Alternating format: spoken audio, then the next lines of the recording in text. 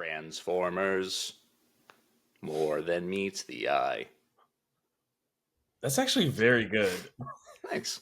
They played it about 75 times before my Alamo screening, so I hope I would have gotten a little bit of a practice.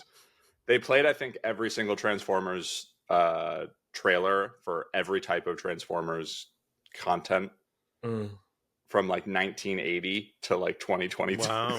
Wow. So I got to hear the music difference changes and everything. Yeah. I should have recorded it, but I think I would have been arrested if I took my phone out. I'm doing So. the Rick James like.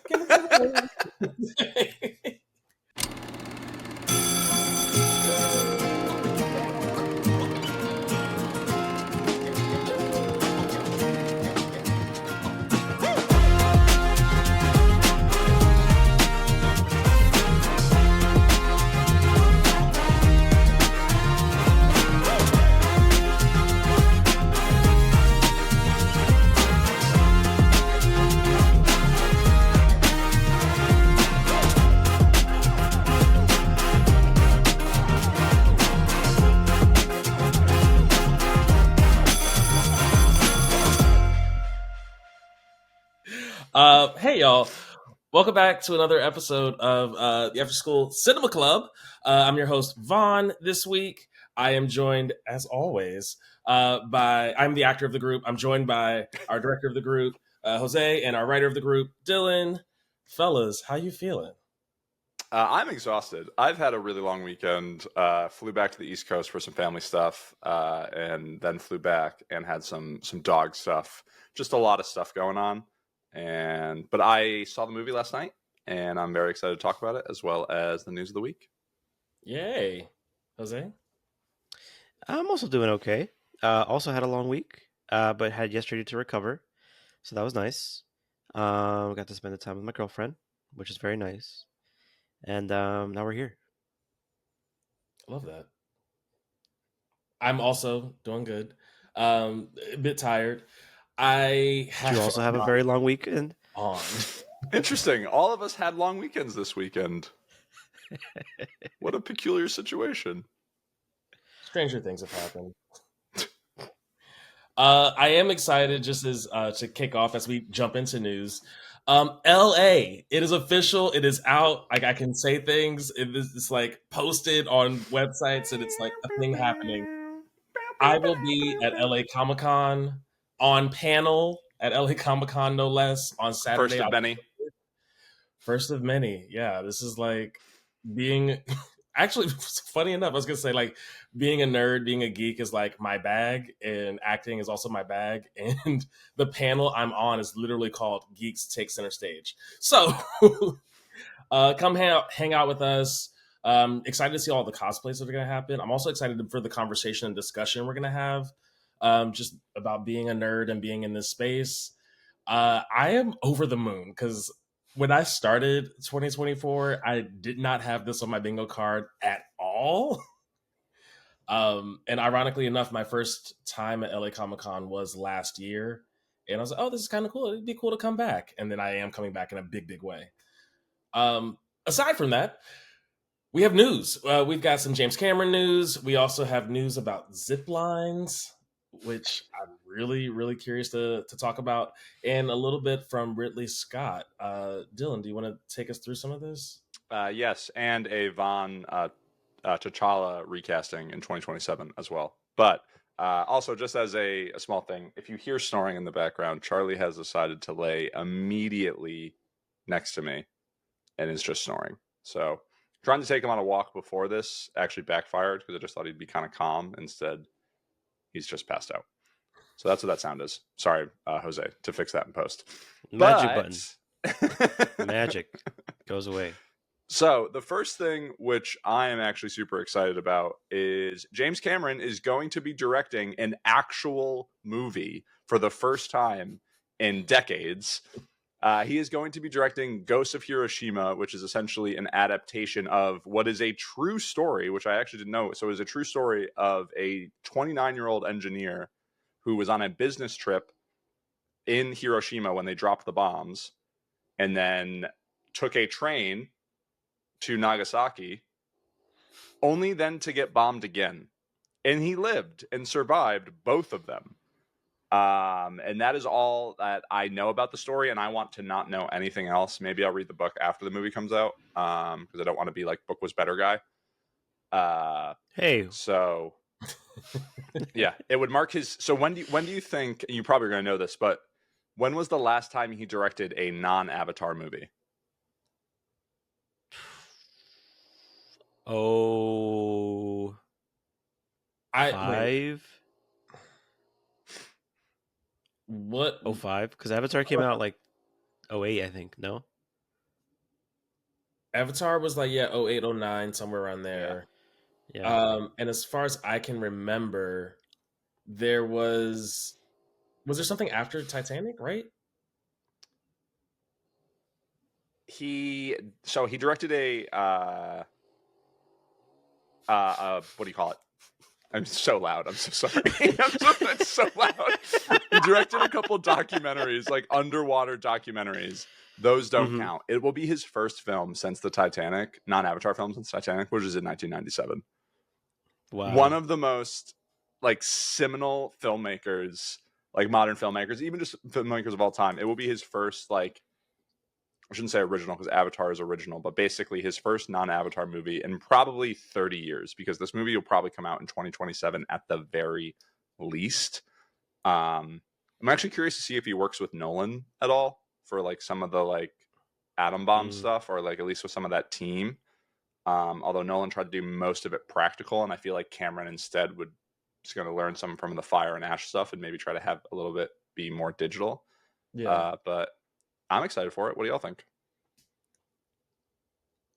I'm like recollecting my brain because I was like, no. James Cameron did Aquaman, and that's only because But he did Aquaman? No, it's With Jason an Momoa? Entourage. In Yes. Entourage, he directed it. Oh. Like that's the like claim to fame of the main character in Entourage is that he stars in Aquaman, directed by James Cameron. Because at that time, James Cameron was known as the underwater guy, not the Avatar guy. right. That aside, back in this reality, I'm excited. Yeah, I think again, thank you again to Jose to opening my eyes up to what is happening with all of the Avatar stuff and what is to come. I think to your point, Dylan, yeah, this is going to be. There's probably going to be some good digital learns that he'll be able to take into this. I also am surprised that this. I guess I'm kind of shocked to hear that this story is real. I remember reading about it on the internet, Yeah. 15 years ago, and I was like, oh, that'd be weird if that was true. But like, Yeah, this so I is a guess time where like nothing was true on the internet. a book was written about it, and certainly now, now everything on the internet is very true. So that's a good point to point out. But in 2015, I guess the book was written in 2015, so I guess there might have been some like decent reporting done for this book, and then now it's like being turned into a movie. Yeah, now that you bring it up, it sounds like something that people were talking about in 2015, 2016. Like, oh, did you know there was this guy who survived the bombs twice, At Uberfax on Twitter, probably once every 3 months, was recycling this. Jose, what do you think? Yeah, I mean, I like the Avatar flicks. I think I've said that on record and off record. If I think he's like doing like 6 or 7 of them, isn't he? He's doing a shit ton of them. Yeah, I think in here it says that he's considering stepping away after some point. Which I mean I think makes sense. I don't know how much further you can take the tech. Like he's doing water tech and then fire tech. I mean, what is next going to be earth tech? If he literally wants to do like the Avatar fucking, like, I don't know, that's the only thing. It seems like it's more of like it's a tech demo more than a movie. That's how I feel about it, but go off. Yeah, you're not wrong. It is a tech demo, but it's a great tech demo. Hey, Astrobot, the fucking game for PlayStation, is a tech demo for the PlayStation, and it's like one of the best platformers ever.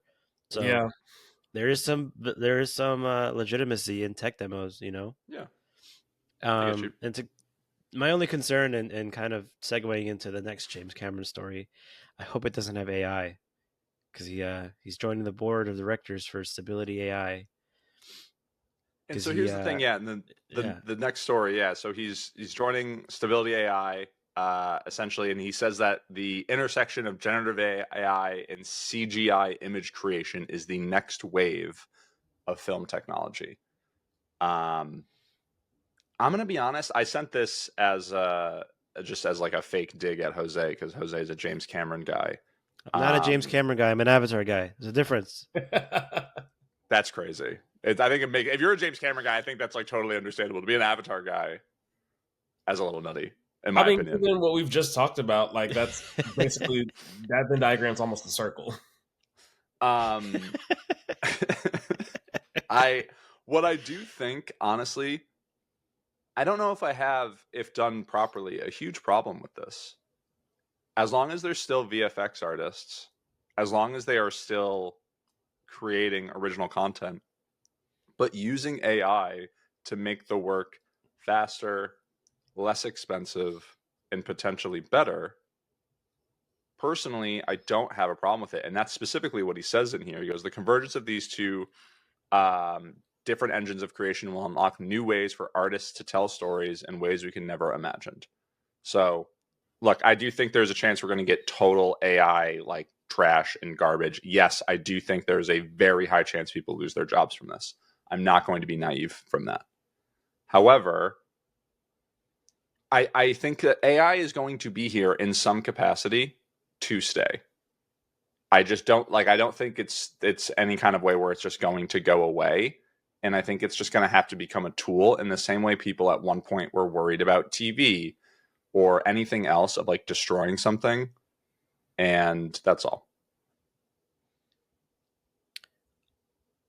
I can agree that it'll be here to stay, but AI now won't be the same as AI in the future because of what people like James Cameron and these like suits have the idea of what AI is. Because AI, in the sense that people think, is wildly misinterpreted to be like AGI, which is artificial general intelligence, the one that's like the HAL 9000, the fucking data from Star Trek, Cortana, like those people, those AIs are what people think that this version of AI is, but what this version of AI is plagiarism. And so my biggest thing is, sure, if you are creating jobs, you're creating jobs off of stolen art to help this model generate something. And half the time, if it generates something, someone's going to have to go back and fix it. So what time did you really save if you have to go back and like rescan everything to make sure that it works, right? Like Hema put up like a lo-fi radio on YouTube while we were cleaning the house. And I took just like a glance at the wallpaper that it had, and I was like, "Is that AI?" She's like, "No, someone animated it. Look." And then like we walked up to the TV, and I was like, "No, this is clearly AI. If you take more than 2 seconds to look at like a face or a circle or just any shape, you can tell that it's AI generated." And this was like a pretty detailed like picture of like some mountaintop with like a chapel and stuff. So sure, you go into your computer and mountaintop chapel in the Victorian era, and it spits out this picture, and then you have to go back and like, oh shit, well, this shouldn't be this way, and this leads into nowhere, and this circle looks a little weird. You have to go back and fix that. How much time are you going to spend fixing it when you could have just done it right the first time? You know? With how expensive movies are right now and how fucking terrible so much the CGI is in those movies, something tells me that this won't like be too much of a difference in that way. Like that's all. I think James Cameron has a little bit of an understanding on this. Him actually joining it flipped my mind. If this was anyone else, I would have hated it. Him joining was the only thing that made me go be like, okay, why is he doing this? If he is doing this, then I feel differently about it. I said it in the group chat. Sometimes you just got to watch the train wreck. There was this. Do you guys remember Quibi at all? Yeah. Yeah. Yeah. Do you remember who funded Quibi? No. You say like Jeffrey Steven Katzenberg. Spielberg? I don't know who Jeffrey that is. Katzenberg. I don't know who that Jeffrey is. Katzenberg. The name Jeffrey. sounds familiar. Jeffrey Katzenberg was chairman at Walt Disney and Oh DreamWorks. wow. So this guy is a big guy in the industry. Was like, hey, I want to make this He platform co-founded DreamWorks. for short form content, and he spent millions and millions of dollars to make it work, and then it died. And he learned his lesson. And now, unfortunately, he can't support other projects that may have benefited from those millions of dollars that he just burned with Quibi.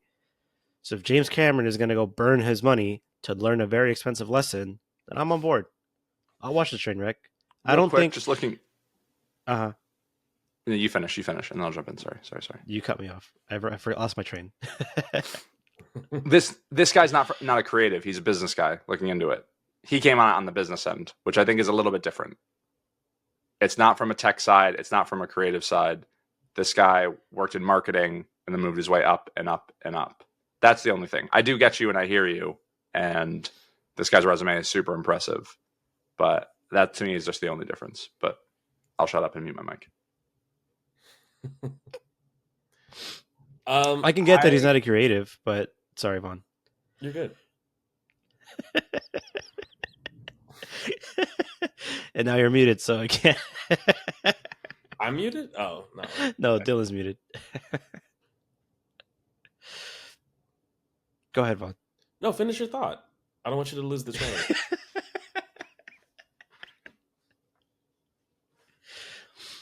I can get that he's not a creative, but at the end of the day, he's a guy with a lot of money who, at one point or another, is disassociated with the realities of working in the industry in the ground. You know, he's not in the trenches.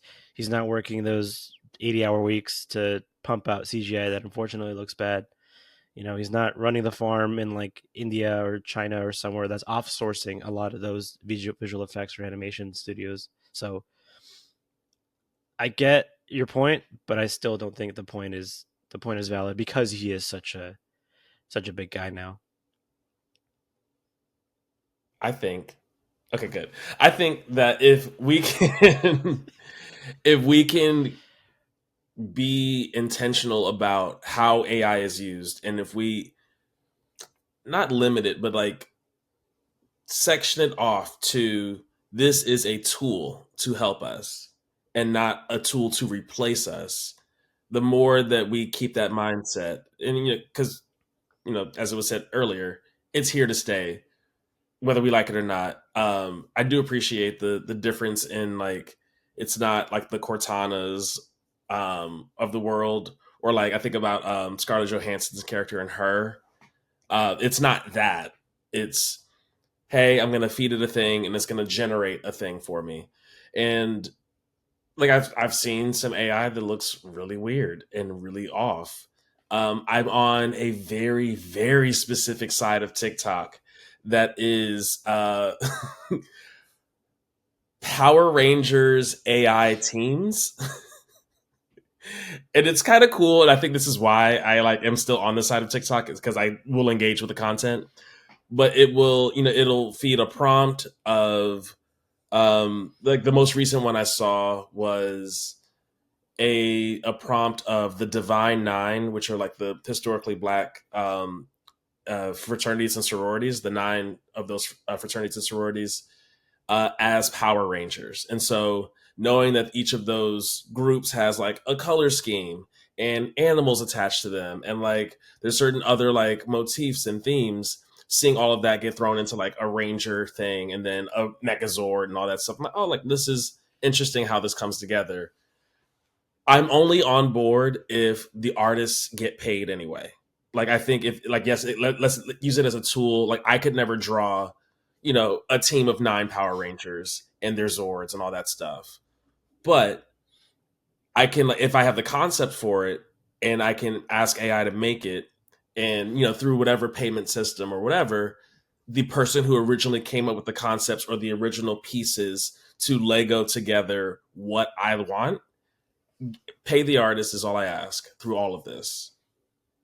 And that's, I think, my biggest problem with it too, is that AI is here to stay, and AI was built off of plagiarism, and there's no way to retroactively go back and reward all of the artists because that's just a data sheet somewhere online that some company was like, boop, boop, boop, give it to me. Like when they like all of YouTube ever is part of I'm not sure if it's Stability or the other one that just came out, the video one, but all of the YouTube videos ever are in this catalog now, and YouTube updated the TOS, and you can't do anything about it.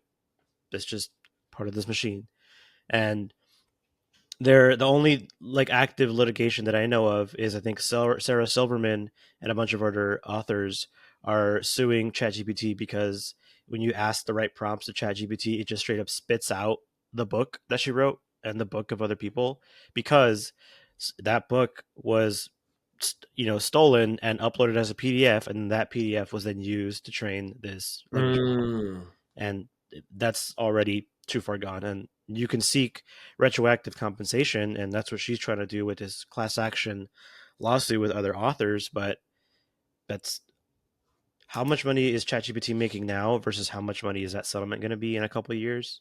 Like that's still not going to line up. Right. I hear you, and I don't have any disagreement from a plagiarism standpoint. This is essentially the, I don't know, AI version of anyone else being influenced by anything. Like, when you watch Dune, you can see the like correlations to like Lawrence of Arabia, because like that's Denny has said that is his favorite movie. It's like things like that. Like you are going that art influences other art and stuff like that. And I understand there's a total difference, and it's not original ideas, and like that is a very simplistic, lack of nuanced take around it. But I don't know. I think they're eventually. I don't know if ChatGPT is going to be like the king. I'm curious to see if in like 5 to 10 years, if like some other like new tech company comes and take over. Because like normally when you think of like new emerging tech, whatever that first company is, they normally don't last. Someone normally like jumps them at some point, and so I'm curious to kind of see what happens. It's also not very environmentally friendly, dude. I think Sam Altman, the guy who created, I forget which other AI company, but he was like, I think that's OpenAI. that's I'm OpenAI, sure, right? which Okay, is ChatGPT. Yeah. Yeah, I think he was like, yeah, this doesn't really. He is on the record, and I'll pull up the article where he's like, yeah, this isn't really sustainable. There has to be like a huge leap in energy production for this to be sustainable. There's also not enough content for it to be sustainable, and it's ChatGPT at the current state is basically starting to deteriorate because there are so many AI generated stuff on the internet that the AI generated stuff is basically getting fed into ChatGPT, and it's basically like eating the slop that it's producing, and that's like really bad for the model. Yeah.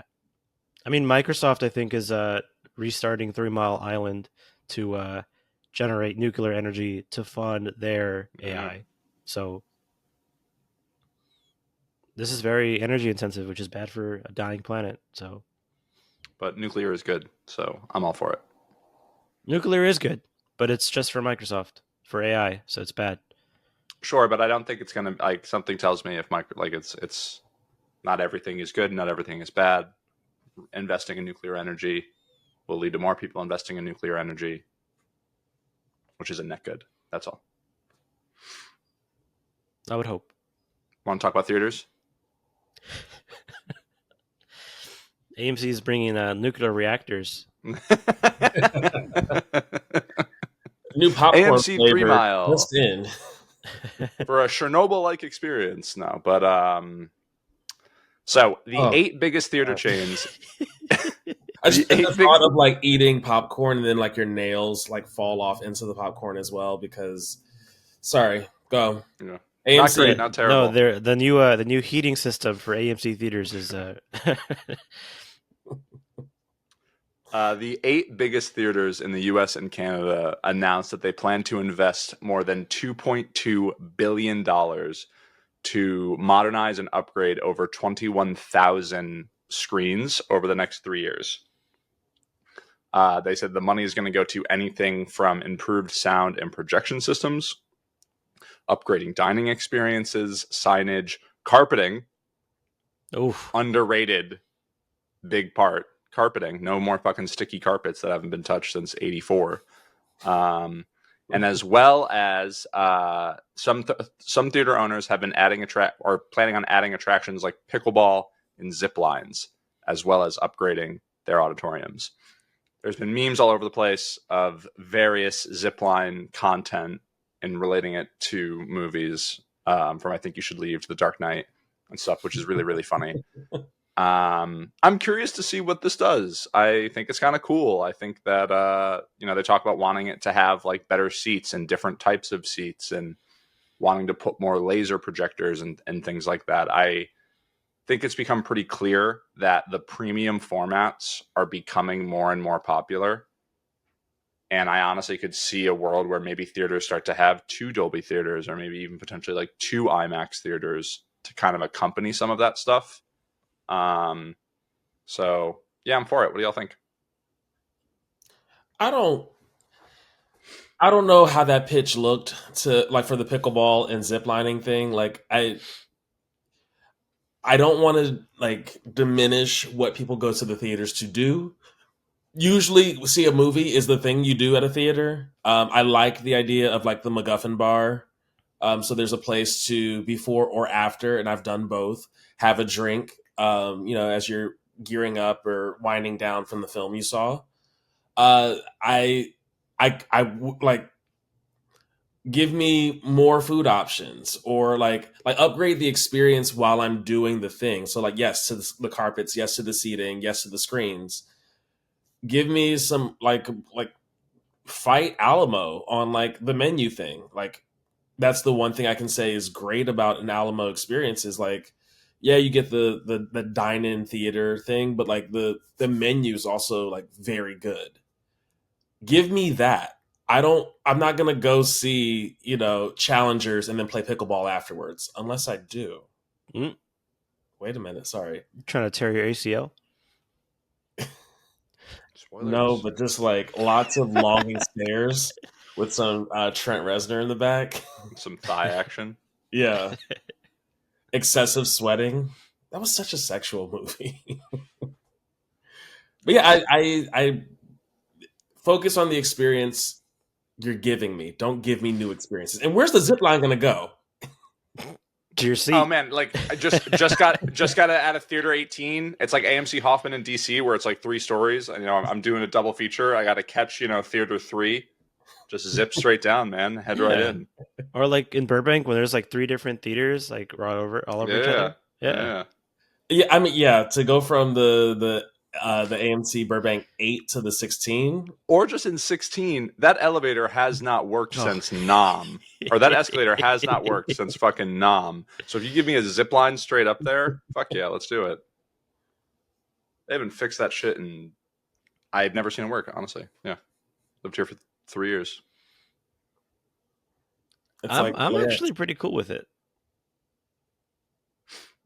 My theaters have always had arcades, and so I miss theaters with arcades, man. That was the bomb. Yeah, see, it's like something that you do again before or after. You just like hang out, because like I think Vaughn mentioned too, like oh, it's a summer day. Like, what are you guys gonna do? Well, let's go to the movie theater. Oh well, let's go watch this movie at like 5, but let's show up at like 2 to just play video games. Like the Magic Johnson Theater. Shout out to the Magic Johnson Theater. Had an arcade, and I loved going to that arcade before the movies. And then when they remodeled, they got rid of the arcade. And I was thinking about that, and I'm realizing now that the Cinemark that I go to still has an arcade. They have 2 actually, on the top and the bottom floor. Damn. But if a theater is meant to be this third space for people to hang out in, I understand having a lot more attractions for people to stick around. While movies are getting longer and longer historically, is great. You're still just kind of stuck inside watching something. You're not really like, in or around people or the establishment. I'm thinking this will be a huge boost for cities that don't necessarily have as many movies theaters as like big cities like SF or LA, like something in like I don't know, fucking St. Louis. I mean, St. Louis, like the one theater in like Ohio is going to be just this big thing where it's like, oh, this is now like Springfield. Sorry.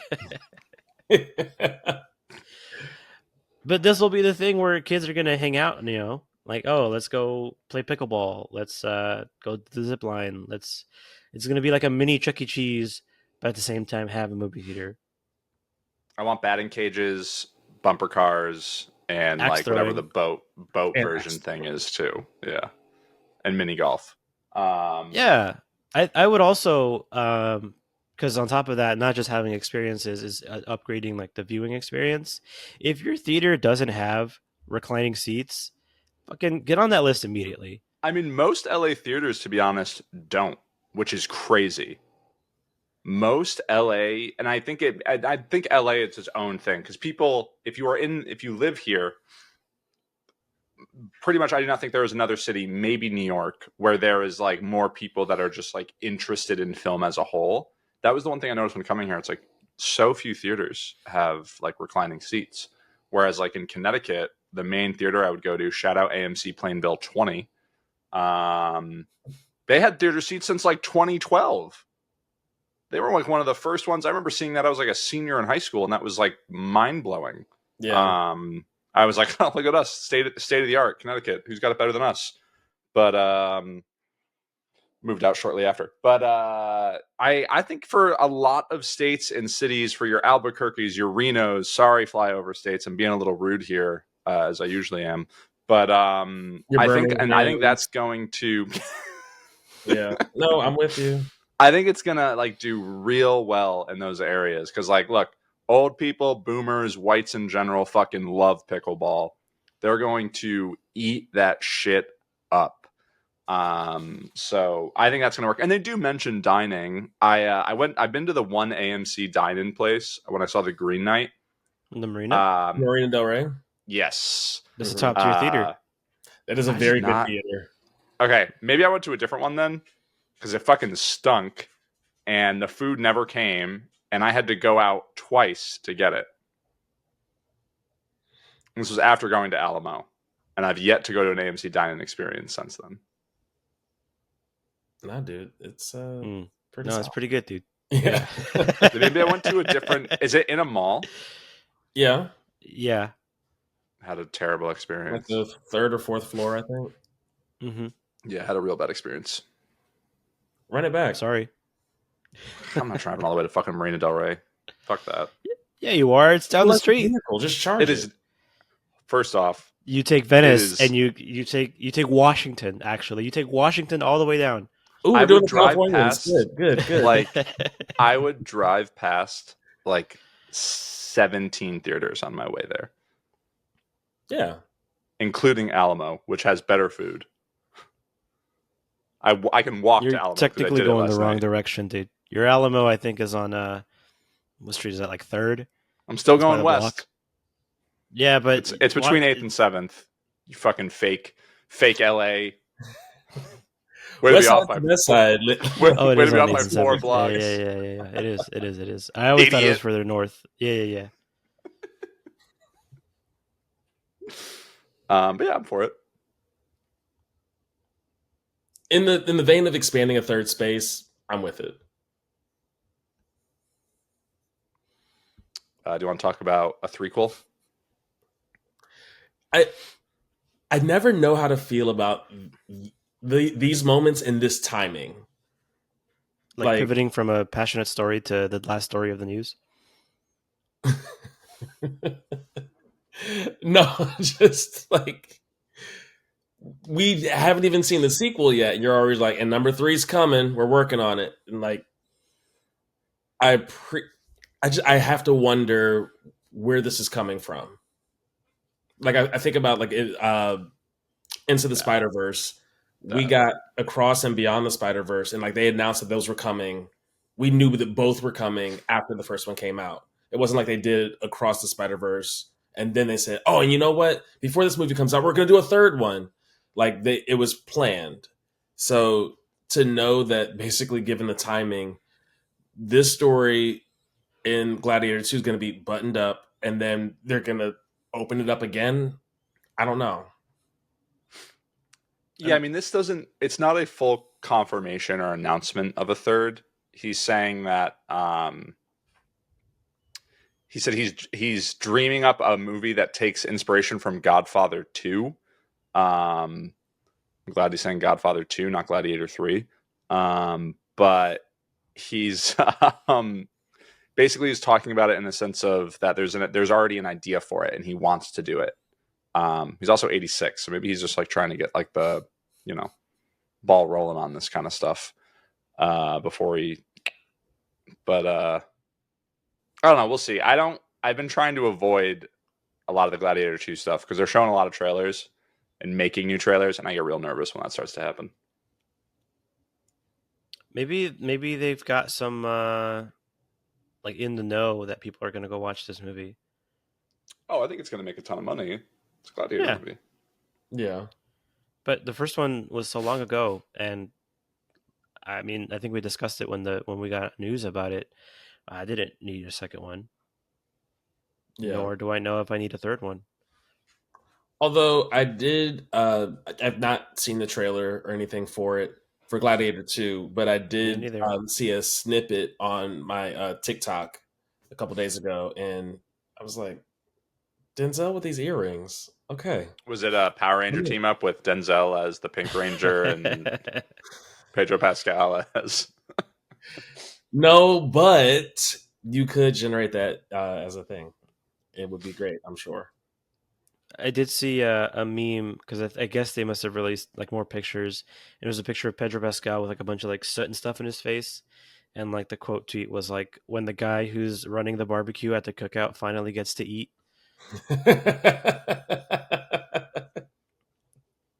That's good. That is good. Transformers, robots in disguise. Oh my goodness.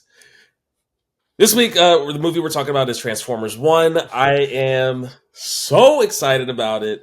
I think for a lot of reasons. One, Transformers is a property that I enjoy a lot.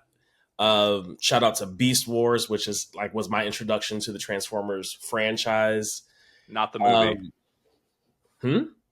Letting people know not the Transformers Beast Wars movie that just came out. Was trying to give some context for people. No, I'm talking about Vaughn's been there since day one of Beast Wars. Shout out to Optimal Prime. Shout out to Cheetor, Rat Trap, Rhinox, all the homies. Black Arachnia, who got a little mini call out in this movie. Anyway, Transformers 1, let's do a class roster, little roll call. Directed by Josh Cooley, who has done a lot. And this being a big movie, there's going to be a lot of names and a lot of credits to run, so I'll just keep it brief. Josh Cooley did a lot of Disney shorts. So he did a short for Soul. He did a short for Inside Out and a short for Toy Story. He also did Inside Out. I can't remember what capacity. I don't know if it was screenplay or directed. I think screenplay. Oh, wow. And did the story for Toy Story 4. And directed Toy Story 4. Directed Toy Story 4. We also knows animation very well, and he had some Marvel credits as well. Quite a few. This is a crazy Pixar lineup that he's on. Yeah, these are the best Pixar movies. He knows his stuff. The Incredibles, Cars, Ratatouille, Up, Cars 2, solid. Inside Out, Toy Story 4. That's nuts. I had to keep it brief. Add Transformers 1 to the list. Truly. I love this. I love this conversation. Writers. We have Eric Pearson, who did the screenplay, who also did Black Widow, Godzilla vs. Kong, the 2021 one, Thor Ragnarok, just to name a few. Also, Andrew Barrer and Gabriel Ferrari, who most notably had worked on Ant-Man and the Wasp together, but have a couple of other credits that are pretty noteworthy. And then acting-wise, everyone's a voice actor because there's a lot of animation, just animation. Chris Hemsworth, Brian Tyree Henry as Orion Pax and D16. Avoiding spoilers here. Scarlett Johansson and Keegan-Michael Key, John Hamm, Lawrence Fishburne, and I wanted to throw in Steve Buscemi as well. Yeah. Mm-hmm. And I'm gonna leave it there unless there was somebody else y'all feel like I should be highlighting or celebrating. No, I think you're good. So, non-spoiler thoughts. What y'all got?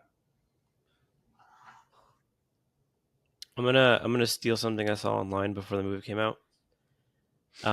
This is about two gay lovers who break up and make it everybody else's problem, and That's awesome. I loved it.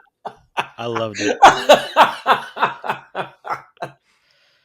I was gonna say this is a movie about unionization and class warfare. But maybe the two organizers are then gay lovers, and after the vote is approved, all hell breaks loose. But I enjoyed it. It was fun. I laughed. It looked cool. Some of it was a little predictable, but I mean, of course it is, because like we know these people. Yeah, it's But effectively for those who are completely on the outside of what this movie's about. This is like an origin story for Optimus Prime and Megatron. yeah, a few things where I was like, really, this is what we're doing. It's this on the nose. But other than that, I really appreciated it. It was fun. Vaughn, you clearly Without had a diving good into time. spoilers. I what? You clearly had a good time. I love Transformers. I don't know what to tell you. And the marketing I think is working because Hasbro they're gonna make $1 on a toy. That's like the whole point of all of this. And I was in the theater at several points. I was thinking, do I need to buy this figure? At my big age, is it weird if I'm like going to? I don't know where I would. I guess Target in the toy aisle to like Toys R Us see. at Macy's. Right. Like I had a good time. The story was very fun. I thought it had that sweet spot of yeah, it's for kids, but there's a lot for adults to enjoy as well. And I love the jokes. Keegan Michael Key as Bumblebee, or B-127, I think it was something that I was not into initially, and then to see how it played out, I was like really all about it. I Joe, you're wasn't nodding your like head. he was funny. He's Keegan Michael Key. He's funny. From the extensive Transformers knowledge that I have, which is the like first few movies from the 2000s, that wasn't the Bumblebee energy that I got, and I wasn't necessarily like against it. I was just like, this just seems like a character for kids to laugh at. And maybe I'm Yeah, way wrong, and maybe this is more This, like what the Bumblebee character is actually like, and yeah, I'm I'm totally. curious what you think Bumblebee is. I mean, I guess, and now that I say that out loud, I'm thinking of when he's like fucking with when he's like playing the different radio songs to like mess with Shia LaBeouf. Mm-hmm. So yeah, all right, never mind, I'm wrong. Yeah, okay, y'all are right.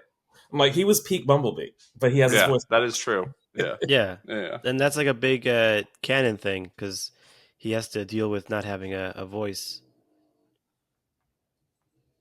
but he's Is still that like why? that Was that goofy. like the? Is that why they Yeah, like put when the mouthpiece on him as like yeah, a little bit of a callback a type thing, but little bit of eventually a he nod. loses it. Hmm. Yeah. There's so many, and that's the fun thing I think that gets to happen with prequels is that there is so much that is established about the world that you get to throw things in. Um, yeah, I'll leave it there for now because I don't want to dive too much into spoiler stuff yet. Yeah, but it's a really solid movie. It's not just a kids movie. It's definitely a movie for all audiences.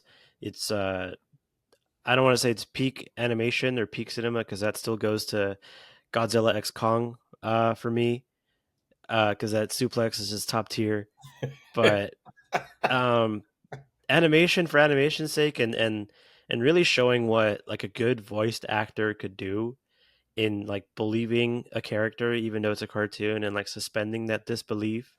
Like there was like watching it in like the first act, I was like, okay, well, this is a cartoon, and yeah, some things are funny, but I feel kind of weird that this is like a kids movie, you know. And then something happens in the at the end of the first act, and I'm just like, oh no, I'm locked in. This is cinema.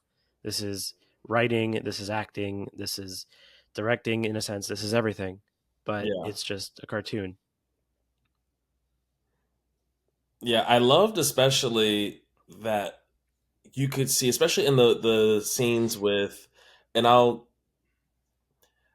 wanted, I'm on the fence of like, do I honor the characters as they are, like with, um, like we're introduced to Orion Pax and D16, but I'm like, I keep wanting to flip and say Optimus Prime and Megatron, and for all intents and purposes, that is fine. But like the purist in me is like, no, honor their names when they have the names.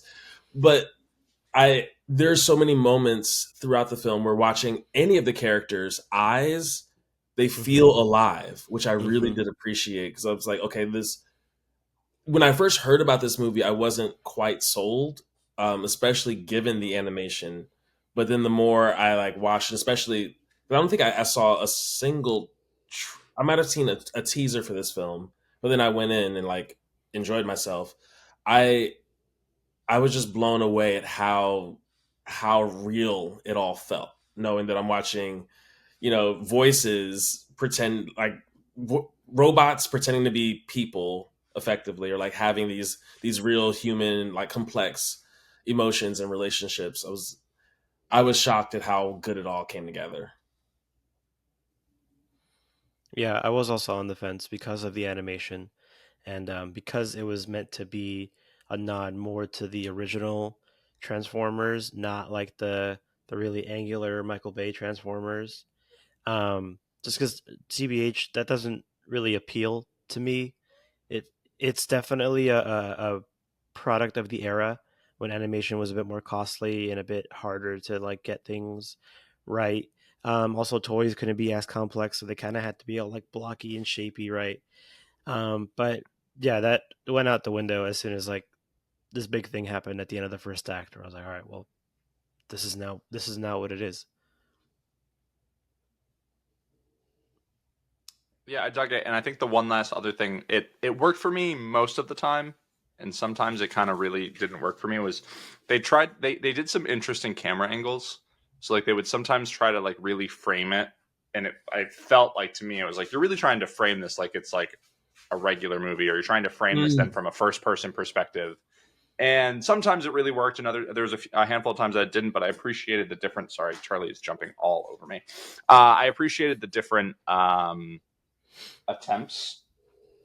But yeah, it was cool. It was different, and I appreciated it. It's not something I've normally like seen in an animated movie. That's something you normally see in a live action. So I thought that was cool.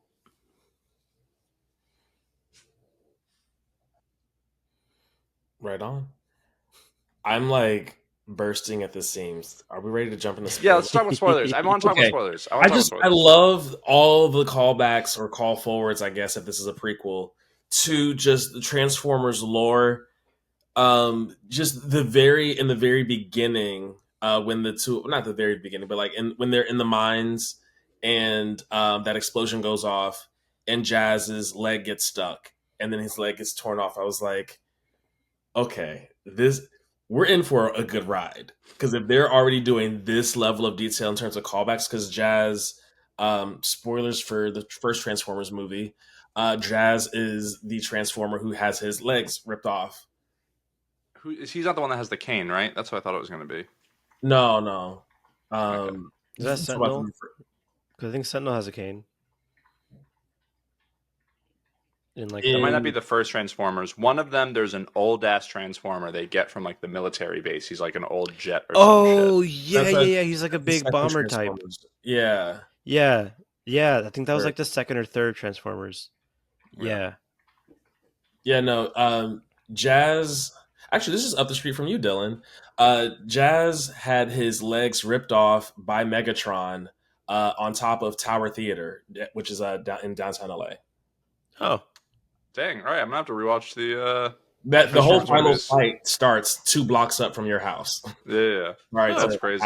docks where you live. I've seen clips of it, and I'm like, that's fucking like eighth in spring. Like I remember like watching. It, I'm like, wait a minute.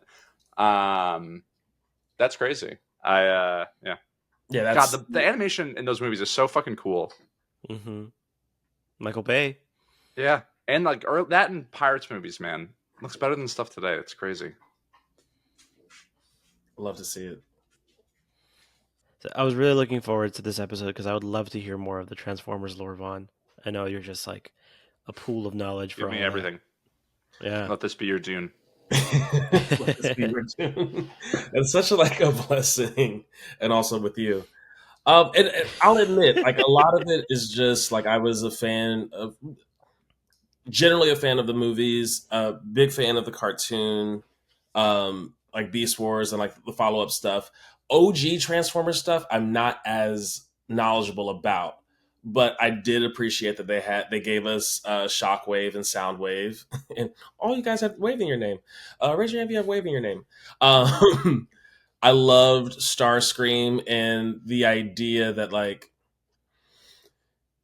and I think who was it? Waspinator kind of filled this role in the Beast Wars part, but like that there's the Starscream is always going to look out for number one, and also always try to like undermine Megatron, and like there's that tension is a part of the lore, and to see how that starts with the two of them, they just like start scrapping immediately, and then D16 at that point Megatron like I don't even know if he knew he could do this or if it was just like the emotions rose so high that his hand turns into a fucking cannon. It felt like he didn't realize because yeah, he like stops and is just like, oh, I Oh, can do this is a this. thing now. Yeah, yeah. Mm-hmm. But I love that, and I appreciated the steady fall into Megatron, Mm-hmm. if you will. And Brian Tyree Henry just sells it the entire time. Mm-hmm. Yo, he got hot. Alamo did a thing with the three of them, and with the three leads, and he looks so different compared to like Atlanta version. Oh, Oh, I thought you meant he got hot like he got angry. yeah, I thought you meant Oh, that also, but no, Brian Tyree Henry himself, major glow up. Clearly, all the bags that he's been securing over the last 5 years or so has helped him. Shout out to Yale School of Drama. That's where he went to school. I was just there on Sunday. That's why I brought it Not up. the Yale School of Drama. I was in New Haven. Yeah, I appreciated the stuff with Bumblebee in terms of like call outs and pieces there. Alita, I'm not as big a fan of because I feel like Oh, you don't like the woman? I don't like that. I don't like that they didn't take as much time to give her, and I mean, even in this film, like more to do. But She's a super one note character. yeah, Yeah. and that has been consistent with that Transformer for a while, and that like I think in some of the versions, she transforms into a motorcycle, but she mostly has feet and then can turn her feet into wheels so she can like kind of skate around and like she's super mobile and agile. And I just would appreciate more complexity out of a character and out of a transformer. Like, hey, I'm human, but like, or like I'm humanoid, and then now I have feet, or like, and now I have wheels. You can do so much more. She was in the Beast Wars movie, right? She was. Hmm. Was it also Scarlett Johansson? Probably not, huh? No, I don't think so. It was some. It had to be someone else because I feel like I would have recognized her voice more. I also think to that point, I mean, even Hema was surprised that ScarJo was in the movie. As we were watching the credits, she was like, "Wait, what? Who was she?" I was like, "Oh, that was the woman." She's like the woman voice actress for a lot of things. But even yeah, because I think before my screening there was like a with thing with the three of them as well, and I knew that she was in the movie because I think I've seen some of the trailers, or she was like billed but not like marketed to be in Yeah, the movie. and I've seen some press about it, like with her Yeah, as well. yeah. But yeah, I wonder why they didn't make her make her more important. But I mean, it's also not really her story, right? It's Orion Pax's and I forget the other guy's name. I'm sorry. D16, And I got you. D16 D16. There we go. And and Bumblebee. well, Bumblebee's a fan favorite. He was the first Yeah, Transformer in the movies. You know, everyone drives a yellow fucking Camaro because of it. they literally brought back the Camaro because of it. Mm-hmm. Because that was, oh right, all of that was like super propaganda times. Like that was recession. Mm-hmm. GM had gone out of business, I think, but then Transformers updated because Bumblebee is supposed to be a Volkswagen Beetle, Mm-hmm. but they changed it to be a Camaro. So like just literally propaganda, and it worked. And it worked. Yep. You got to build back Detroit. Motor City. I'm trying to think if there were any other. We haven't really talked too much about like the story and such, just the callbacks. Or if that's what you're trying to still think about.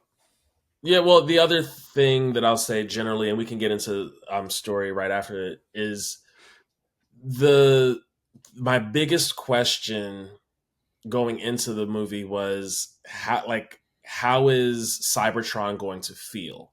Because all we ever get in most Transformers stories is the story of what Cybertron was from the like when we lived on Cybertron, like all like it was just lore, It's a good and voice. to see it before its decline, before the all-out war, I was really curious to see what that was going to shape up to be, and I was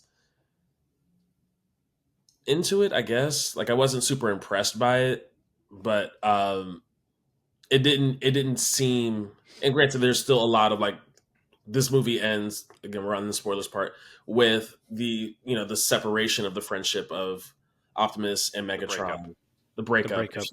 you will, the messy breakup. But Real messy. Real toxic.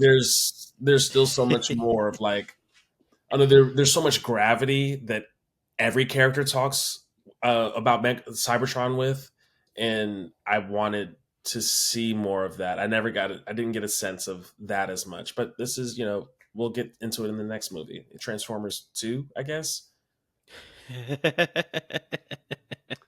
Trans- I don't know if they're going to do a sequel. It's only made it 40 has million. it hasn't made that much. It's got a budget of 75. They'll do it. People are comparing it to the Dungeons and Dragons movie, where it's actually really solid, but Paramount just markets it pretty bad. Because Yeah. I think Paramount is marketing it for kids as a kids movie, but it shouldn't be that way. And I feel like our kids, and I'm totally like, are kids still into I don't think Transformers? I don't think so. They're into Galaxy Gas and fucking skibbity toilets. Like, I even kind of felt as a kid, like when Transformers came out, I wasn't like, there wasn't a lot of Transformers kids media for me. I felt like I wanted to see Transformers because it looked cool, but I felt like I was a little too young for a lot of the Transformers stuff in like the 80s and 90s. Like, I felt like I had just kind of missed that wave.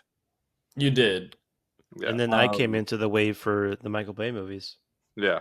Which is like and that then was my basically real introduction to it. Hmm. Toonami did pick up a couple of Transformers shows though as well, like around when y'all would have been like when y'all would have been the age I was for, especially you, Jose, the age I was when I was watching Beast Wars. There was I think there's always each of us has a Transformers property that Yeah. was like hot when we Definitely. were Yeah. like Hmm. the ripe age of buying those toys. I feel I don't weirdly I just feel like at that time for anything animated, I feel like Nickelodeon had such a chokehold from like 97, 98 to like 06, 07. It just felt like they just dominated. And there was like Cartoon Network had stuff, Disney had some stuff, and like, but it just, when I, at least maybe just from my childhood, it's all the Nickelodeon cartoons. Mm-hmm. Yeah, because that was Fairly Odd Parents as well, right? On The Odd Nickelodeon. Parents, Mhm. SpongeBob, Jimmy Jimmy Neutron, Danny Neutron. Phantom, Rugrats, which is like a little bit older, but like I still watched as a kid. Yeah. Like, I say Rugrats is my era for sure. you know, golden age. Mm-hmm. But yeah, should we talk about the story? We want to dive into that at all? How lore accurate is the story? I don't know, to be honest. Because I've never known much about Cybertron. Like I just know about their exploits on Earth. Mm. It felt, and they were given a lot of exposition. It's a Not that lot of lore. necessarily. Yeah. Um, First like 15 minutes, just lore. yeah, I liked how they did it though. It was Mm-hmm. a yeah. fun It was moment. it was a good way of like, oh, he's stealing these fucking things. It's creative. I appreciated it. I do sometimes like though. I sometimes do appreciate just a blank screen and some few lines of text, a la like Blade Runner 2049. Like sometimes that is just like super effective, and it's like, look, we're just gonna lay the groundwork real quick. You gotta read, and then we're good. Well, how did that Star Wars movie start? The last one? The dead speak. Dead That Speak. one. Yeah. Yeah, that's when I should have walked out of that fucking movie theater. Yeah, I think of like Blade Runner 2049. They gave like, it was like, Mm, I don't even want to say 3 paragraphs, but it was like there like a couple lines, mhm. talking about what's happened over the past 50 years, and then it's like there are humans that track down these replicants and kill them, and they are known as, and then it's just like in a different color, just says Blade Runners, and it's just like sets the tone for like what Mhm. the movie is. Yeah, getting people to buy in is pretty difficult. Because yeah, the moment I bought in was, I think, right as that other Prime gets ambushed, and like Megatron basically is starting to go down that slope, and he gets like real serious, and he like yells at him for like never listening to him or something or other. And just that whole monologue was that moment for me where it was like, oh no, it's not a cartoon, this is a movie. Let's watch Yeah, this when he unfold. takes the map. Yeah. Yeah, Hmm. that's when I was like, oh shit. And I was trying to remember what color his eyes were, because when they get captured by the Royal Guard and everyone has red eyes, and I was like, oh, Yeah, okay, well, duh, these guys are blue eyes, these guys are good, and these guys are red eyes, these guys are bad. What color are Megatron's eyes? And they were orange at the time. Hmm. So I was thinking, something about which side is he still good, is he still bad? But I don't remember what color his eyes were at the very beginning of the film when he was still kind of innocent More they of were a like yellow. yellowy. Yeah, it was like a yellow, and then it progressed right to then to once he shoots orange him, and then red. and then Yeah. yeah. I'm not saving you. My theater was so shocked. I had 4 people in my theater. What? You Granted, I went was late seeing at it night at though, 9:30 at Alamo, like on a on a Tuesday. on a Yeah, Tuesday. yeah, Nice. There was Mine was about half full, but very, very reactive. yeah. My Me theater being was one pretty of the most full, reactive people. also, but very reactive as well. Sometimes a little too reactive. Like they would be like just chuckling after like the smallest jokes, just Yeah. like full on belly laughing. every Like, Keegan all right, Michael guys. Key line. It's just Yeah, pretty much. It's like, come on, guys, not that funny. Steve. Peak of comedy. Blade hands. Yeah, Like, so good. good gag. When Arachnid was talking about having all the eyes and then like opened up the back of her Mm. head and had all the eyes, I had a visible like or audible response. I was like, yo! And yeah. And Sentinel's always been a douche, huh? Because I knew he was a big plot guy, a big plot twist in one of the live action ones. Mm-hmm. Okay, that's the one where freaking Optimus double taps him on the bridge as he's like Yep. crawling away. Yeah. God, the Michael Bay movies are so good. Getting John Hamm to play him too was just like That is perfect casting. I'm a little surprised it wasn't Nathan Fillion, because he's also been a pretty good villain guy. Yeah. I wonder if he was busy, because like both of them are constantly working and like showing up in the most random places, like Transformers 1. Yeah. Shout out to Buck from ODST. I was about to say that. They just announced the statue. What is this? Oh man, I love ODST. Halo 3 ODST, which is like a single player Halo game about like non-Spartans, like the human Marines. It's like a Band of Brothers style video game essentially, and Buck plays the main character. Nathan Fillion. Or Nathan Fillion, sorry, plays Buck, who's the main character. Gotcha. Mm-hmm. Well, he's not the main character, but he's like the leader of the ODSTs. Oh yeah, true. Never mind. He's not the rookie's the main character. My bad. Yeah, mm-hmm. The silent protagonist. Yeah. Right on. But yeah, the only thing there was like a few things I didn't like. The main thing was the fucking sticker. The post-credit scene, which we can talk about at the end. The fucking sticker. It was so on the nose. It was like, oh, Megalopolis, or whatever the fuck his name is, your favorite fucking guy. We're going to put this sticker right here for you. Doesn't this logo look familiar, everybody? I was not about that at all. Megatronus. At all. Megatronus Prime. Yeah. Is that a real name too? Probably. Maybe. I don't know. Okay. What's the lore say? I just like it could have been, you could have had him say it beforehand, even before he sees him dead. The fucking sticker. I don't know, man. Not it. I mean, that scene alone, you can't tell me they're like not gay lovers. Like even Emma kind of like nudged me and was like, yo, that was kind of like charged. And I'm like, yeah, they had a thing. They're just really good friends. Music playing in the background. Are you checking to see it? Been a thing for a while. All right. Megatronus? Yeah. Yeah. Yeah, that makes sense. Because a lot of those primes are... I mean, that's kind of like the whole bit, is that a lot of those primes are OG and like not really around. Yeah. Because I think even the Michael Bay movies mentioned that Optimus is not a real prime or something like that. Mm-hmm. I didn't like the stupid name for the freaking Allspark. The something of championship or wisdom of truth or whatever. Yeah. It's two words that just don't go together. It's just like something of leadership. Spark of leadership. Yeah. Something of leadership. Yeah, that's dumb. The master cog of leadership, was that right? No, it was like I'm command effing leadership. Matrix of leadership. Matrix of leadership. There it is. Yeah. The plot device of plot device. The gun for Chekhov. It's probably what it's actually called. Sorry, Vaughn. It's just like they just kept saying it so much and so much and so much that it was a little silly.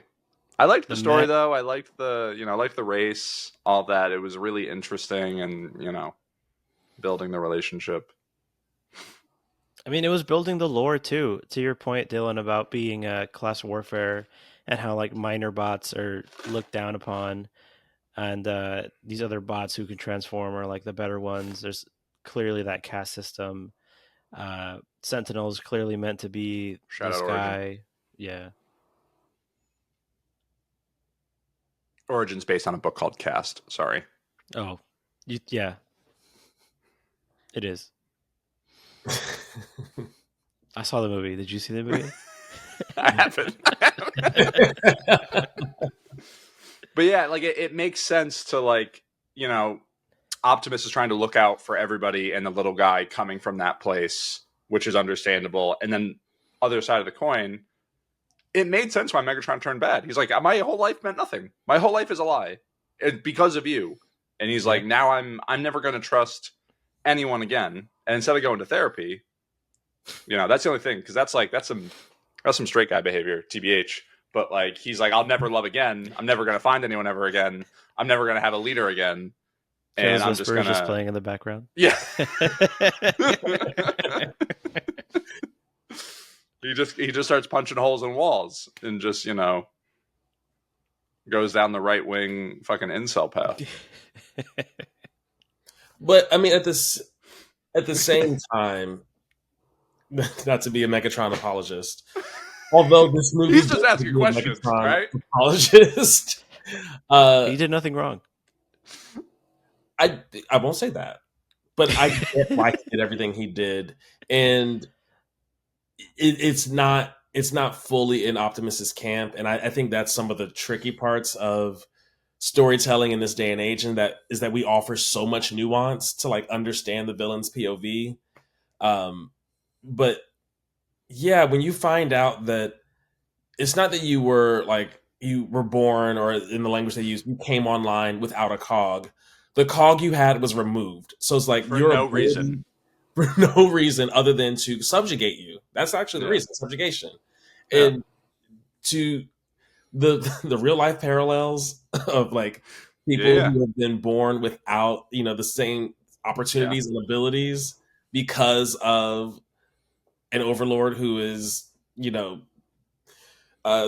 submitting to somebody else. Like all of it was so understandable and reasonable. And I get it. I fully get it. What do you think IGN gave this movie? IGN. Fuck what IGN gave this movie.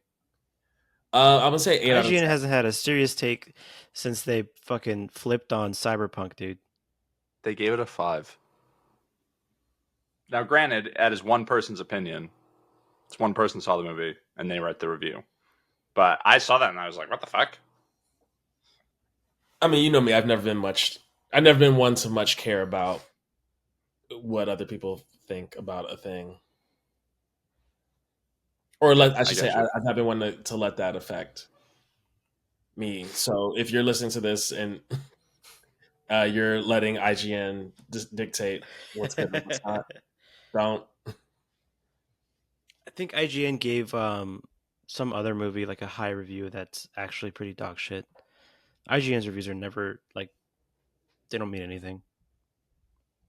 Yeah, I mean, I'm not going to go to them anyways for like most film or TV stuff, but for a lot of nerd culture stuff, I do turn to them. Like, because especially in like, for a lot of things, there are certain people. I think it was like one of the New Yorker reviewers like trashed like Endgame because he's like, oh my god, you have to like watch all of these movies to understand it, and it's like that's the fucking point, dude. It was like it's never going to happen again. Like everyone has tried to copy it and has put half of Hollywood out of business because they've done something that's never been done before, and it was create a story over 20 movies and some like CW and Netflix shows and Disney Plus shows at first. Like it was really cool. Which if this like Batman universe kicks off, will probably be like the next big story thing if Matt Reeves decides to continue, because episode 1 of The Penguin is amazing. I know, I really want to watch That's it. all I've heard. It's amazing, and that's going to lead into Batman 2. So they've got something brewing over there, and that's not related to the James Gunn WB stuff, huh? Yeah, DC it's stuff. totally separate. Mm-hmm. And that's got your boy in it, right, Dylan? Robert Pattinson? No, the Penguin. Colin Farrell. Yeah. My Irish brother. Power to the people. Yeah. Well, it sounds like he doesn't really want to do the Penguin stuff too much anymore. Bummer. Just like the prosthetics and everything. I was gonna say it's probably the prosthetics. Yeah, it's just like a lot, which he says, and then it's like, here's $20 million, and he's like, I love the prosthetics. Actually, I love this. Let's do more of this. I don't know if it's, and we're getting way off topic, so I'll just say this and we can jump back in. But I remember reading that Jim Carrey had to undergo like torture training to be able to endure like all the prosthetic work they had to go into the Grinch. It was like 9 hours or some shit. It was like crazy. It looks good though. It looks real good. Mm-hmm. Yeah, Jim Carrey also, real quick, we're going to keep doing this. We're going to keep piggybacking. I think in like 21 or 22, he's like, I don't think I'm going to be like doing too much acting unless it's an absolutely golden script. And then it's just like Sonic 3.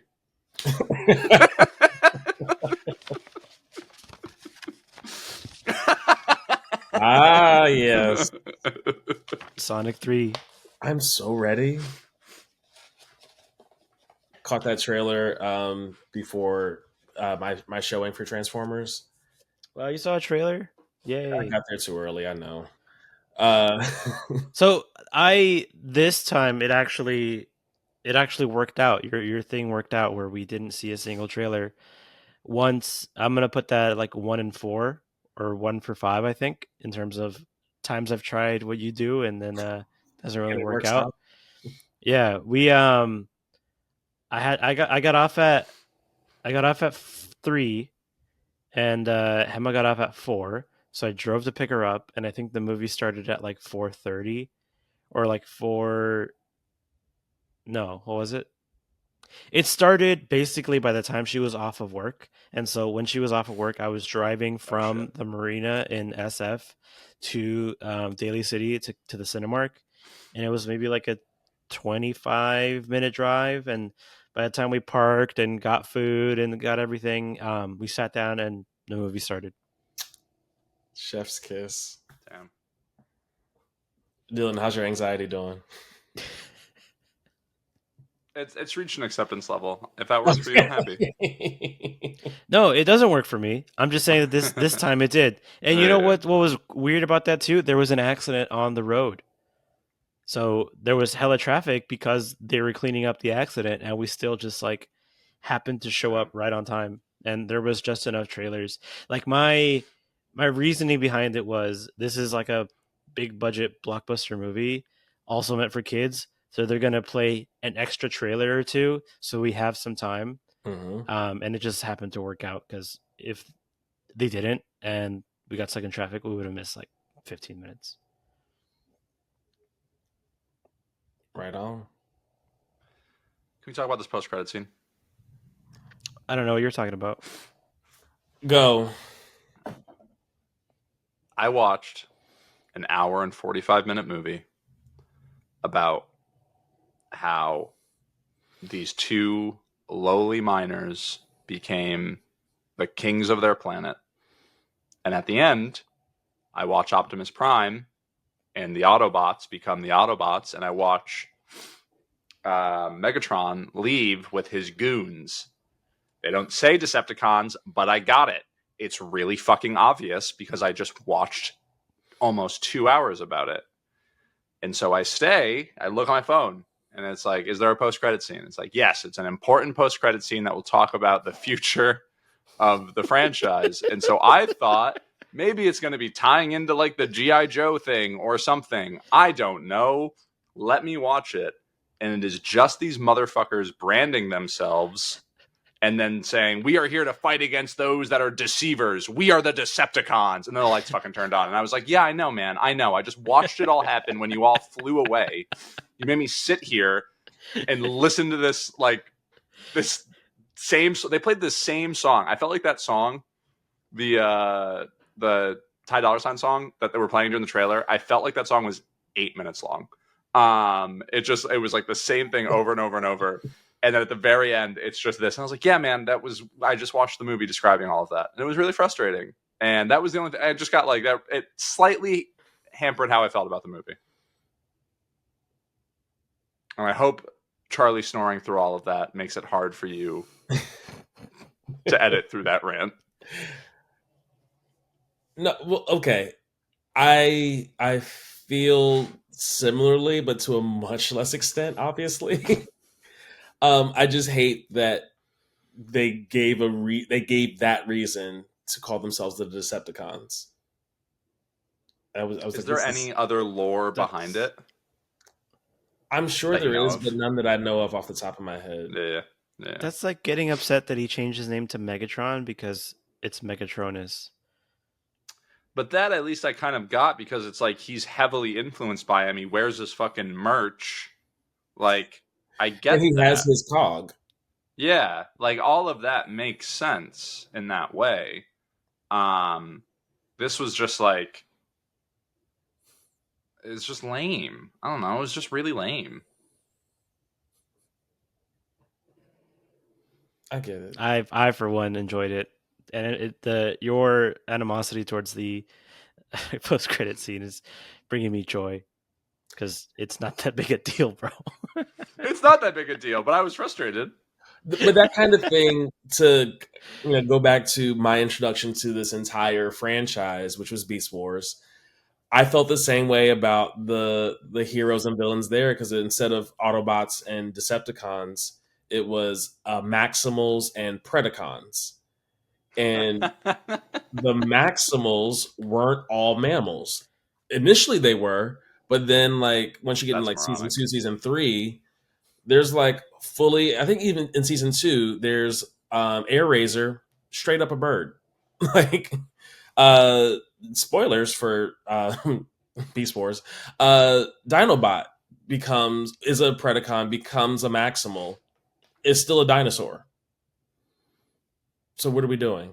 So I get it. To lampshade it in that way, I was a little upset as well, just a little though. It it points to just a larger issue of like truly having to handhold people. I mean, That's how I felt about it. As someone who just said this isn't a kids movie, this is a kids movie. it's a kids movie. But kids aren't watching the post-credit scenes like that. You know what I mean? That's not for them. They don't give a shit. But they might, True. but we do, and we're the ones who like have been trained to like stick around for the post credit scene. We're the ones that are probably going to still be, or versions of us, I should say, who, the kids who are into or going to go see that Transformers movie likely have parents who were into Transformers, Yeah, and yeah. those same parents are likely have been trained to stick around for the post credit scene, who will now be able, the kids can now recognize that Megatron is the head of, got it. Nope. Wow, hey, technical difficulties. Whoa. That was crazy. You guys doing all right?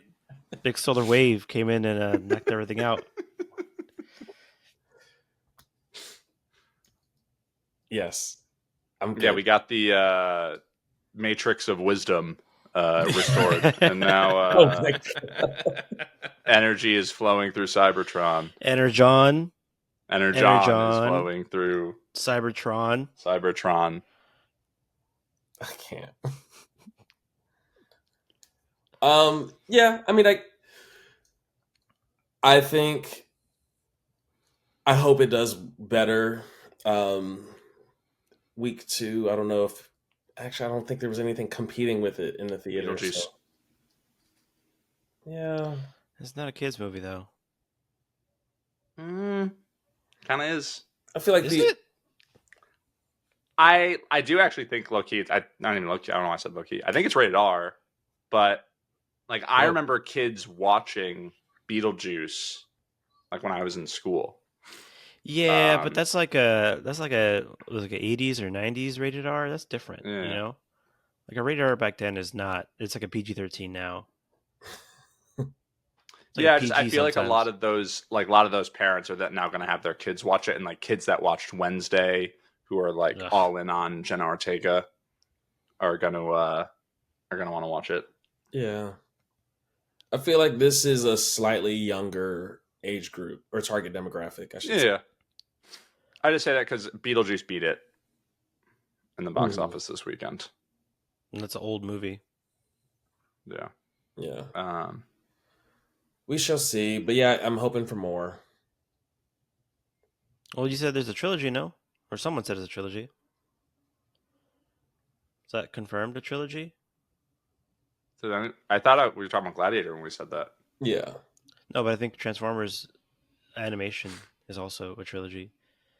Because I think, let me pull it up.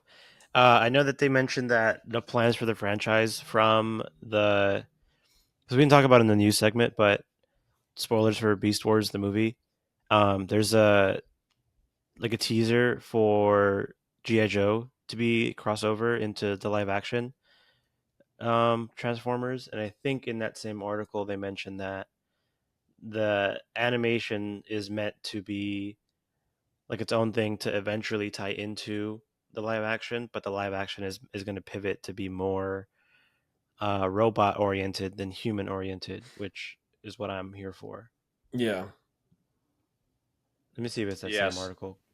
I'm looking at it right now. He says there's definitely more story to tell. We're used to seeing the story being once the planet's dying and they leave for Earth. So there's a whole war that happens once they break apart and once they leave the planet. So there's more story to tell, and it could be really fun. Mm-hmm. Yeah, because now they've broken up into the two factions. So Yeah. Transformers 1, 2, it's probably going to be a lot of that tension between Decepticons and Autobots, and then Transformers 1, 3 is probably going to be their Great War, and then moving to The Earth. Great War. Mm-hmm. Mm-hmm. Sign me up. What do you guys think of a fucking Thor as a Optimus? I thought he was He's trying to fine. do a Peter Cullen thing, because sometimes it's like there, but sometimes it's like not, and I felt the it's like same way. it's his American accent, but then sometimes it like pivots to be a bit more stoic. Yeah, I thought it was well cast for that reason because it was happening so often. I felt like that was maybe the point, in that he would sometimes like ham it up or like lean in on that impression. He was the least impressive of like the main four to me. Like I enjoyed Brian Tyree Henry's, Scarlett Johansson, and Keegan Michael Key's performances a bit more than I enjoyed his. Not to say I disliked it. It was good. Could that be maybe more of the fallacy of the character? Because Optimus is meant to be this like all good kind of guy, and if you have a character who's just so good, you don't really get that nuance. It's the Superman effect. Mm-hmm. I mean, yes and no. I mean, because there were moments, and this is like a bit of a callback to, um, you know, Eric Pearson, who wrote the screenplay, who also wrote for Thor Ragnarok. I got some bits of like Thor Ragnarok in this performance as well. So I don't. I wouldn't say it was it was. I wouldn't chalk it up to the character. Mm. I mean, when he locked in, dude. Because that speech in the Yeah. bunkers, that was a classic Optimus speech. Or Yeah, even me in the audience, I'm like, "Fuck yeah, let's do this," you know. And the yeah. Where's music's my car? swelling, and it's like, yeah, yeah, yeah, yeah. Yeah, I mean Brian Tyree Henry is like comfortably one. I thought he was really, really good. Um I don't know. I didn't It's not that I thought that like Scarlett Johansson or Keegan Michael Key were like worse. For me it was just very like I it was just them. Like I just could only hear them, and it was very hard Mhm. for me like to not hear them. Whereas like with Chris Hemsworth, I at least like it wasn't like always super apparent that it was him, and maybe that's just like not fair. But that's just the only thing. Like whenever anyone the other one spoke, I was just like, oh, this is just them, which is like my least favorite part of like voice actors.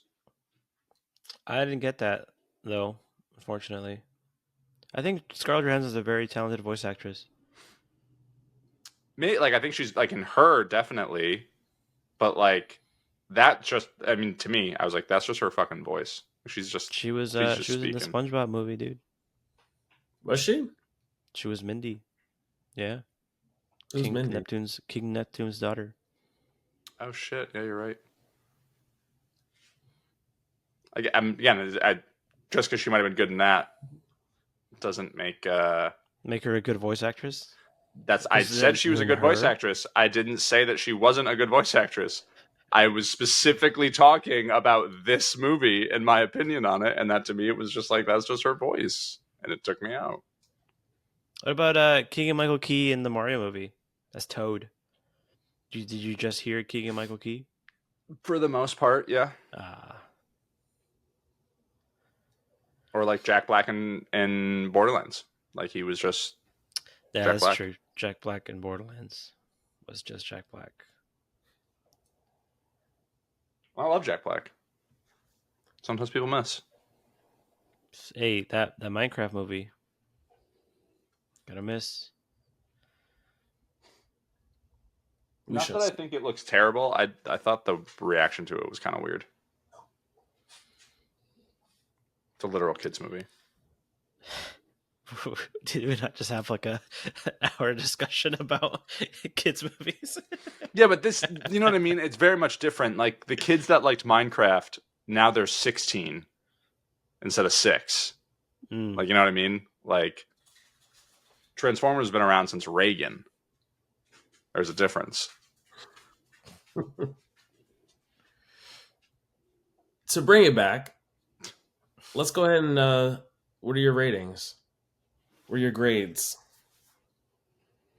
Solid 8. B plus. I'll say like a 7.5, like a B maybe.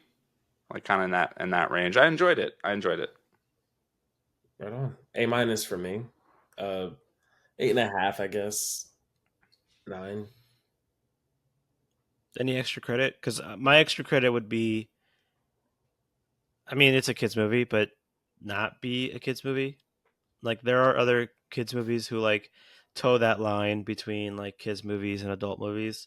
Like I go back to I don't know, Puss in Boots and The Last Wish. That's like a kids movie, but it's not a kids movie. And the animation there is just really, or not, okay, just in general, kids movie, but not a kids movie. And I think that is a little higher on my scale than Transformers 1. Yeah. I get you. Agreed.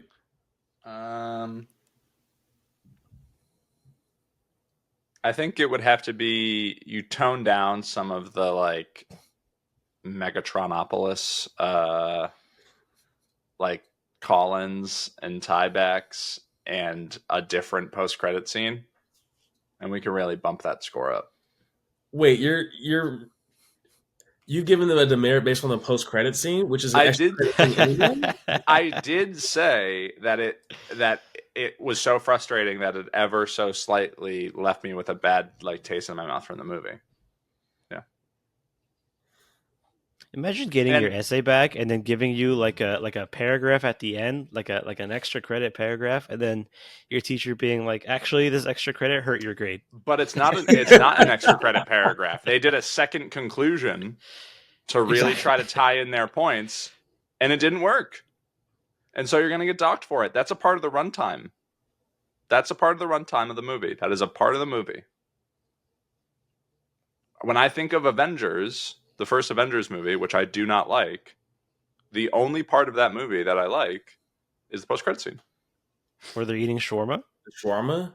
No, isn't that when Thanos says, "Fine, I'll do it myself"? Oh, yeah. Thank you. And shawarma. Hey, shout out to Lebanon. There it is. Since no one else is looking out for him. Whoa.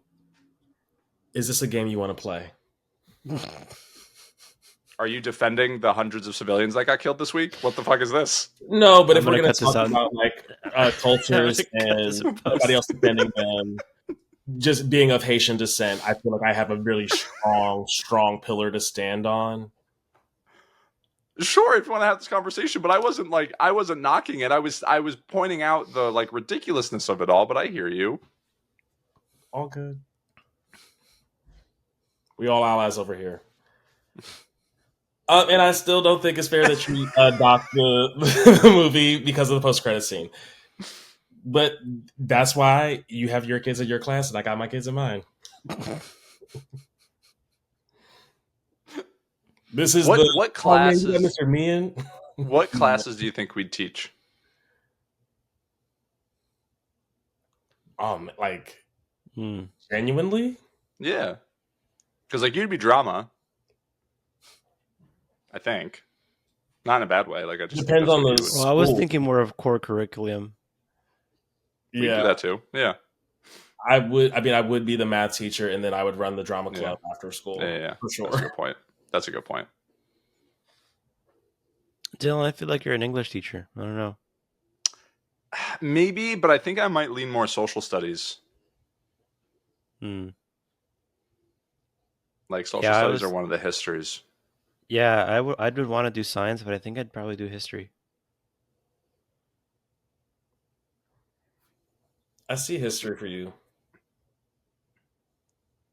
Yeah, I don't know. English is like, I didn't really like English as a kid, even though like obviously I'm a writer. Like that was not the stuff that I found particularly interesting. I didn't read a lot of interesting stuff in my Catholic school upbringing. Hmm. In my morality and sexuality class. How'd that go? Well, I feel like I know exactly how that went.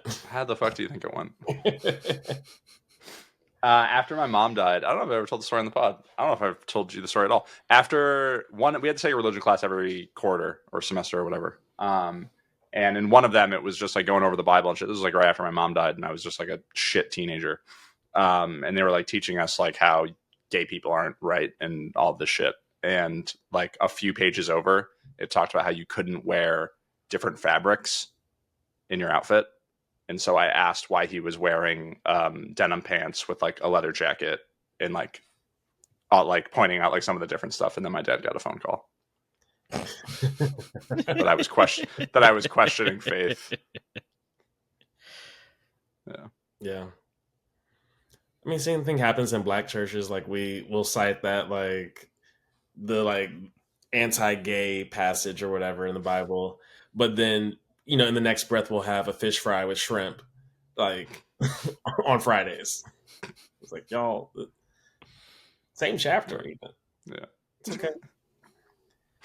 Shout out to Leviticus.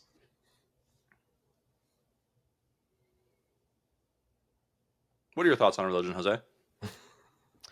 I was just having a conversation with my therapist about that. Dang.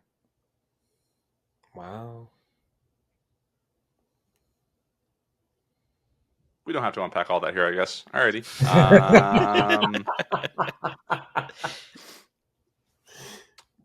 Yeah. This Subscribe feels to the so... YouTube channel. Follow us on Instagram. Send us emails. Text us.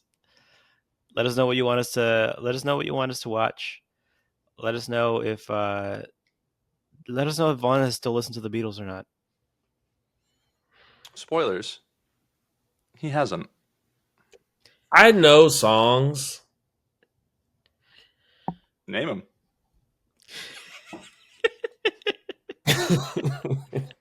First of all, name 3. 3 Beatles songs? Oh, easy. That's so easy. Okay, you didn't know what yesterday was. Wait, you didn't know what yesterday? Good one. Hey Jude. Alrighty. Yeah. Come Together. Yeah. That's a DC thing. You don't even know that because of the Beatles. That one doesn't count. That's a fucking DC thing. That doesn't count. I'm gonna go with. Did you take my point away? Yes, I did. You're in my classroom.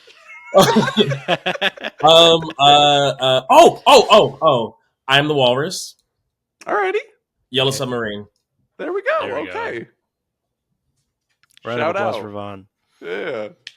To be quite honest, shout out to Avenue Q because that's a lyric in an Avenue Q song where they're listing. God, okay, I'll start listening. Oh, and also, folks listening, if you make your way to LA Comic-Con, come say hi. Let's chop it up. Did you say Vaughn the day? is really nice. October 5th. Yeah. 3 to 5, yeah? 3 to 4 is my panel, but I'll be around probably all day, to be quite honest. All right, Dylan, bring us home. Alrighty. Class dismissed.